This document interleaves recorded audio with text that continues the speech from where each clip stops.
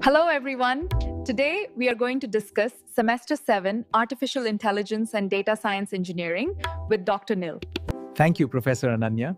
This subject is the backbone of computer science and helps students connect theory with real-world electronics. Tactics.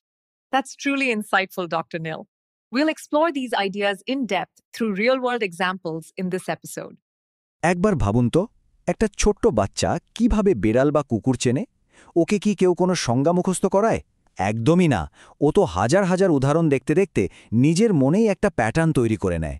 আমাদের neural নেটওয়ার্কের মূল আইডিয়াটাও কিন্তু ঠিক এটাই নিয়ম মুখস্থ করা নয় বরং উদাহরণ থেকে শেখা তাহলে এই যে আর্টিফিশিয়াল নিউরাল নেটওয়ার্ক বা এএনএন এই জিনিসটা আসলে কি আচ্ছা সহজ কথায় বলতে গেলে এটা হলো মানুষের মস্তিষ্কের একটা নকল মানে অনুকরণে তৈরি একটা সিস্টেম এখানে লাখ লাখ কৃত্রিম নিউরন একে অপরের সাথে জুড়ে থাকে ঠিক আমাদের ব্রেনের কোষগুলোর মতো আর ঠিক এইভাবেই ওরা তথ্য বিশ্লেষণ করে শিখতে শুরু করে একটা নিউরনের কাজটা ঠিক কেমন জানেন ভাবুন যেন একজন সিকিউরিটি গার্ড গেটে দাঁড়িয়ে ঠিক করছে কোন তথ্যটা ভেতরে যাওয়ার মতো গুরুত্বপূর্ণ আর কোনটা নয় তার মানে প্রত্যেকটা নিউরন একটা ফিল্টারের মতো কাজ করে আর ঠিক করে যে কোন তথ্যটা পাস করা হবে বেশ তাহলে একটা প্রশ্ন আসছে মাথায় যদি একটা নিউরন একা একটা ছোট্ট সিদ্ধান্ত নেয় তাহলে হাজার হাজার নিউরন একসাথে মিলে দাবা খেলার মতো জটিল চাল দেয় কি করে আসল রহস্যটা কিন্তু লুকিয়ে আছে ওদের কানেকশনের মধ্যে ওদের একসাথে কাজ করার পদ্ধতির মধ্যে এই ফিড ফরওয়ার্ড নেটওয়ার্ক বুঝতে গেলে চলুন চা বানানোর কথা ভাবি একদম সহজ প্রথমে কি লাগে উপকরণ মানে ইনপুট তারপর জল ফোটানো আর চা পাতা দেওয়া এটা হলো প্রথম হিডেন লেয়ার এর পরের ধাপে দুধ চিনি মেশানো এটা দ্বিতীয় লেয়ার আর শেষে কি পেলাম এক কাপ পারফেক্ট চা মানে আমাদের আউটপুট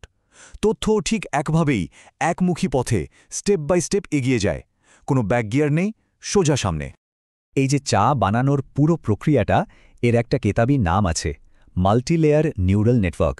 ইনপুট আর ফাইনাল আউটপুটের মাঝে যে ধাপগুলো ছিল মনে আছে জল ফোটানো বা দুধ মেশানো ওগুলোকেই বলা হয় হিডেন লেয়ার আর একটা জিনিস মাথায় রাখবেন এই লেয়ার যত বেশি হবে সিস্টেম তত জটিল জিনিস শিখতে পারবে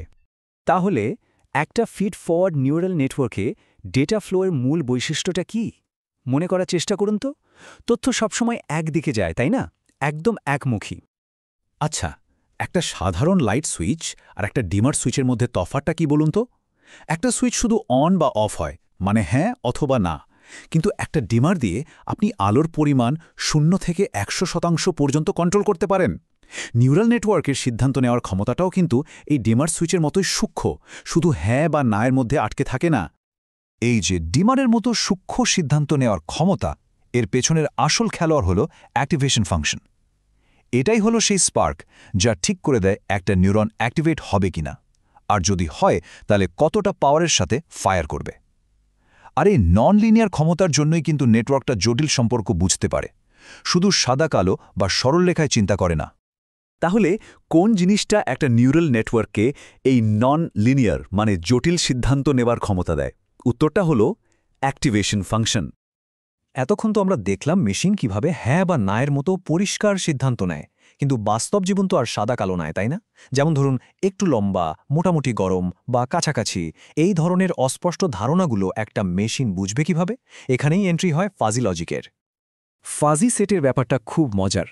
এখানে কোনো কিছু 100% হ্যাঁ বা 0% না হয় না যেমন ধরুন লম্বা মানুষের সেটটা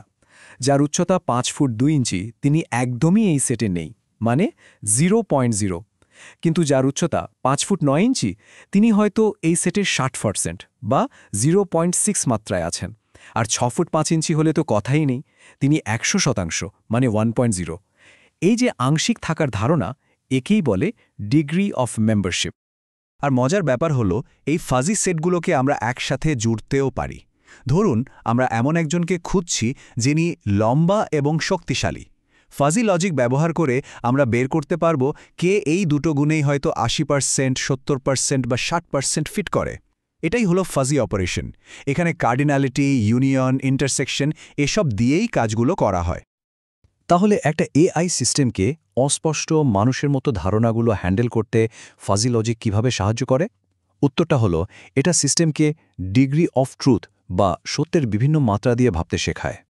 তাহলে পুরো ব্যাপারটা কি দাঁড়ালো? একদিকে নিউরাল নেটওয়ার্ক, যেটা প্যাটার্ন চিনতে ওস্তাদ, আর অন্যদিকে ফাজি লজিক, যা অস্পষ্ট বা দ্ব্যর্থক ধারণা বুঝতে পারে। এই দুটোকে যখন একসাথে মেলানো যায়, তখনই এমন এক বুদ্ধিমান সিস্টেম তৈরি হয় যা আমাদের এই জটিল পৃথিবীকে আরও ভালোভাবে বুঝতে পারে। তাহলে আজকের এই আলোচনা থেকে আমরা কি শিখলাম? দেখুন, শুধু ডেটা থেকে প্যাটার্ন চেনাটাই কিন্তু যথেষ্ট নয়। ভারতে এআই এর ভবিষ্যৎ কিন্তু তাদেরই হাতে, যারা এই প্যাটার্ন চেনার ক্ষমতার সাথে ফাজি লজিকের মতো সূক্ষ্ম বা নিউয়ান্সড বোঝার ক্ষমতাকে মেলাতে পারবে। এই দুটোকে একসাথে করাটাই কিন্তু ভবিষ্যতের যুগান্তকারী এআই সলিউশন তৈরির আসল চাবিকাঠি। এই ফাউন্ডেশনাল আইডিয়াগুলোয় দক্ষ হওয়াটাই তাই প্রথম পদক্ষেপ। সবশেষে একটা প্রশ্ন রেখে যাচ্ছি ভাবনার জন্য। ভাবুন তো, যখন নিউরাল নেটওয়ার্কের প্যাটার্ন চেনার ক্ষমতা আর ফাজি লজিকের মানবিক সূক্ষ্মতা বোঝার ক্ষমতা এক হয়ে যাবে, তখন আমাদের চারপাশের কোন অসম্ভবকে সম্ভব করা যাবে? এর উত্তর কিন্তু আপনাদেরই খুঁজে বের করতে হবে।